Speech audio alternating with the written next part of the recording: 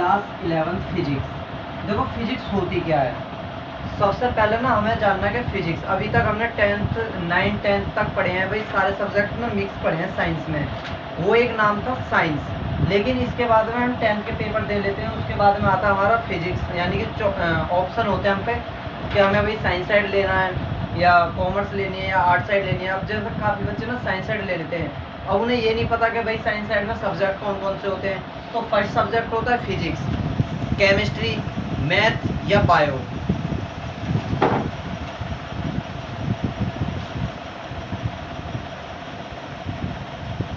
Physics,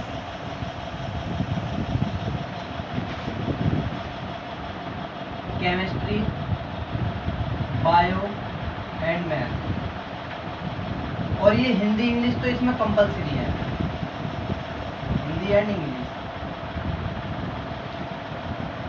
ये किस किस में कॉमन है हिंदी इंग्लिश?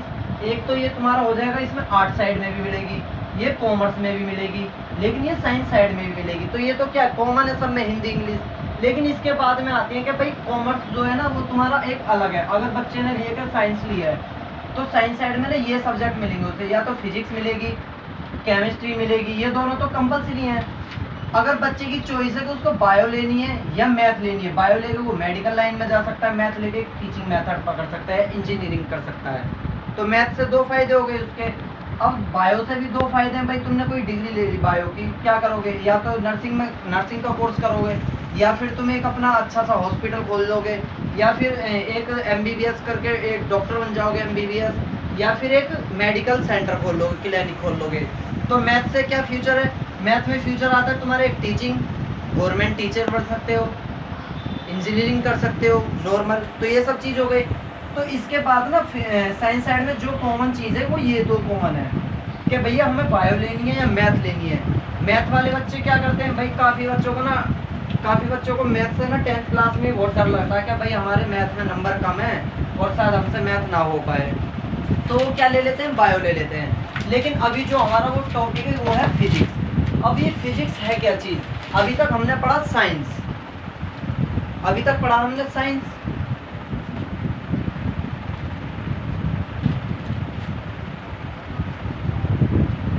अभी तक हमने साइंस पढ़ा।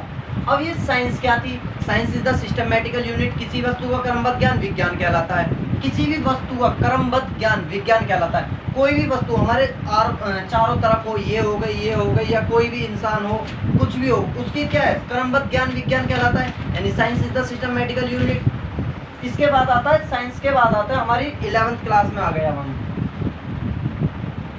क्लास 11, इसमें क्या आता है हमारे साइंस साइड लिया। साइंस साइड में हमने ले ली भाई फिजिक्स। फिजिक्स है क्या चीज़? फिजिक्स को हम हिंदी में भौतिक बोलते हैं, इंग्लिश में तो हमारा फिजिक्स है। फिजिक्स शब्द कहाँ से लिया है? ग्रीक शब्द से लिया गया है। ये अंग्रेजी भाषा के ग्रीक शब्द से क्या है, फ्यूसियस नाम से फिजिक्स का उत्पत्ति हुई है। किससे? फ्यूसियस नाम से फिजिक्स की उत्पत्ति हुई है, ग्रीक शब्द है ये, ठीक है। अच्छा, इसके बाद आता है भौतिक और ये विज्ञान। अब भाई इसमें हमने तो अभी तक फिजिक्स में क्या है, भौतिक ही देखा है, लेकिन ये विज्ञान क्यों ऐड हुआ है इसके साथ में? फिजिक्स का मतलब होता है भौतिक, लेकिन ये विज्ञान क्या है? विज्ञान अगर हम फिजिक्स साइंस लिखते तो तब हमें विज्ञान होता ना हमारा।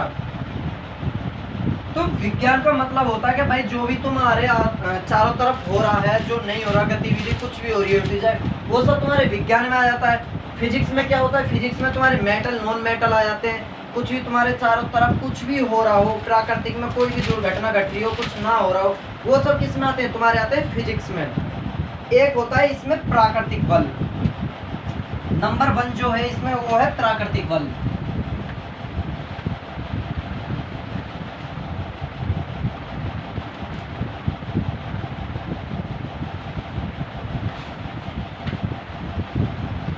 प्राकृतिक बल।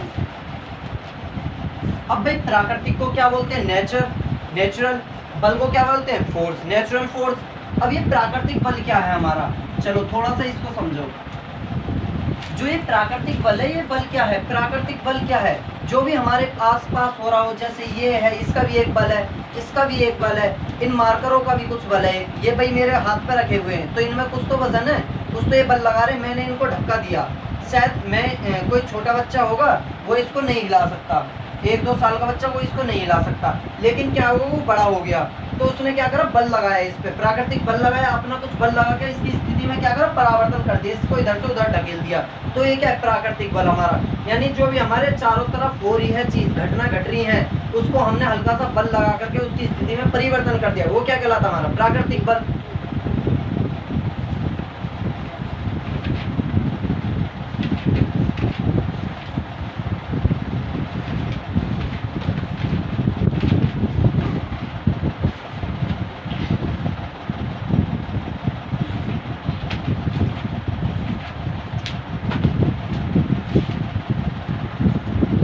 एक होता है गुरुत्वाकर्षण बल। नंबर सेकंड कौन सा बल है हमारा, गुरुत्वाकर्षण बल।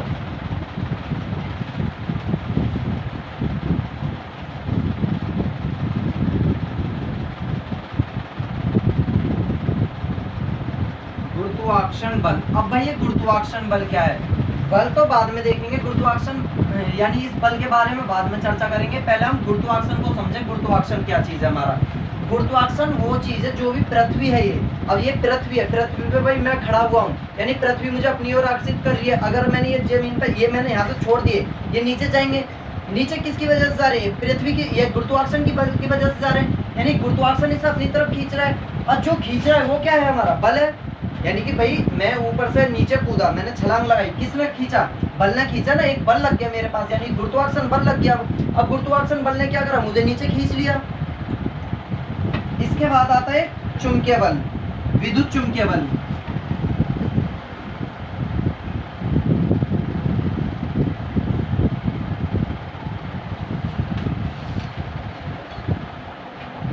विद्युत चुंबकीय बल।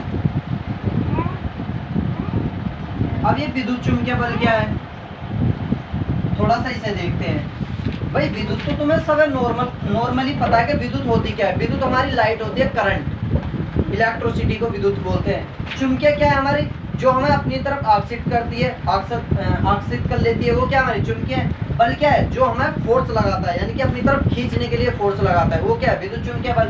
अब ये विद्युत चुंबकीय बल होता कैसा है, भाई लाइट जा रही है, तार जा रहे हैं, उसमें क्या है, करंट फ्लो हो रहा है। अगर हमने उसको पकड़ लिया तो क्या करेंगे, वो हमें अपनी तरफ खींच लेगा, यानी वो एक विद्युत चुंबकीय बल है। अभी क्या करा हमने, एक चुम्बक बनाई, मैग्नेट। ये कोई एक ना मैग्नेट है, ये इधर N है और इधर S है। भाई मैंने ना इसको 2 भागों में ब्रेक कर दिया, यानी कि अलग अलग इसमें बांट दिया, ये अलग अलग बांट दिए।